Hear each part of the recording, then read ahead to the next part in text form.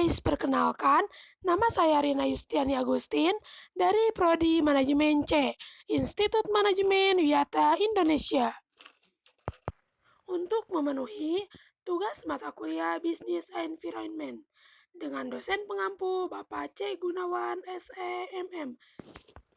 Di sini, saya akan membahas apa itu lingkungan bisnis dengan meliputi 3 poin, di mana yang pertama ada pengertian lingkungan bisnis, yang kedua komponen-komponen lingkungan bisnis, dan yang ketiga ada sikap pebisnis dalam menghadapi lingkungan bisnis yang dinamis. Langsung saja, yang pertama ada pengertian lingkungan bisnis. Lingkungan bisnis adalah segala sesuatu yang mempengaruhi aktivitas bisnis dalam suatu organisasi. Artinya, segala aspek dan faktor, baik internal maupun eksternal, yang mempengaruhi kemajuan dan kemunduran secara kuantitatif maupun kualitatif sebuah bisnis dalam suatu organisasi yang bersistematis bisa dikatakan sebagai lingkungan bisnis. Kemudian yang kedua, ada komponen-komponen lingkungan bisnis. Dapat diklasifikasikan menjadi 2 bagian, yaitu lingkungan internal dan lingkungan eksternal, di mana lingkungan internal dapat meliputi yang pertama, man atau tenaga kerja, yang kedua, money atau modal, yang ketiga material atau bahan baku, yang keempat mesin, perlengkapan atau peralatan produksi, dan yang terakhir ada metode yaitu cara kerja. Sedangkan lingkungan eksternal terbagi menjadi 2 yaitu lingkungan makro dan lingkungan mikro. Dan faktor-faktor yang mempengaruhi lingkungan mikro meliputi yang pertama pemerintah sebagai pihak yang mengendalikan, mengatur, dan mempengaruhi kebijakan dan praktek sebuah organisasi secara fair dan aman bagi semua pihak. Yang kedua, pemegang saham dapat berperan penting dalam kelangsungan bisnis sebuah perusahaan. Yang ketiga, kreditor juga menjadi elemen eksternal dari sebuah perusahaan. Yang keempat, pesaing adalah organisasi lain sejenis yang memperebutkan sumber daya, terutama uang konsumen. Yang kelima, publik, dalam hal ini adalah masyarakat. Yang keenam, perantara, peran distributor dinilai sangat sentral. Yang ketujuh, pemasok, merupakan organisasi yang menyediakan sumber daya berupa bahan baku bagi organisasi lain. Dan yang terakhir, konsumen, yaitu pihak yang menikmati barang dan jasa yang diproduksi oleh sebuah perusahaan. Selain lingkungan mikro, ada juga lingkungan makro, yaitu yang pertama, lingkungan ekonomi. Suatu negara akan mempengaruhi sebagian besar organisasi yang beroperasi di dalamnya.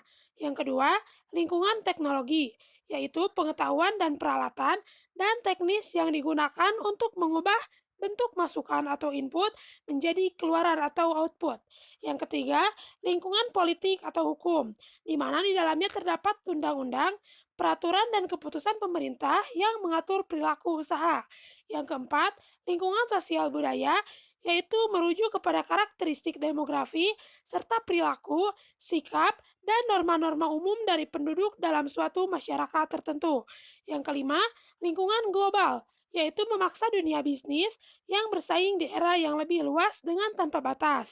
Dan yang terakhir ada lingkungan teknologi dan informasi, mengalami perkembangan yang sangat pesat, khususnya dalam bidang industri. Nah, jadi semua lingkungan baik internal maupun eksternal setiap saat dapat berubah-ubah sejalan dengan perkembangan waktu.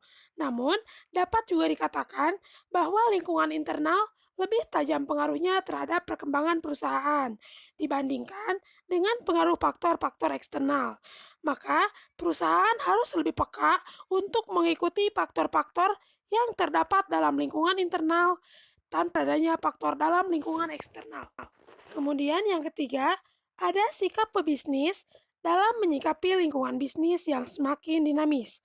Mengingat dengan berkembang pesatnya informasi dan teknologi, sebuah perusahaan haruslah mampu untuk mengambil langkah tanggap, efektif, dan efisien untuk tetap mempertahankan dan meningkatkan daya saingnya di pasar global.